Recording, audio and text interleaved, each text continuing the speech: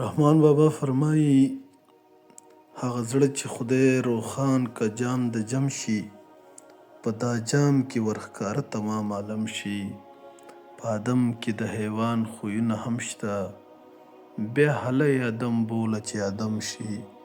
چې خویونه د چارپایو پکې نه وي، سړی خوخ په سړي هله مسلم شي.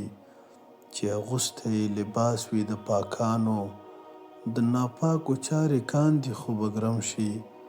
که هر څو توام لذیذ وي مزه نه که، چې یوه ذره نمک یې زیات و کم شي.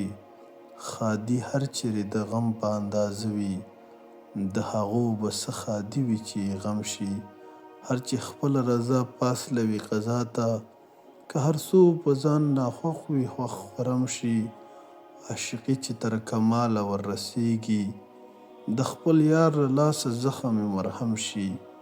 که په ځان باندې قدم کښېږدي رحمانه، نه فلکه به دې لاندې تر قدم شي.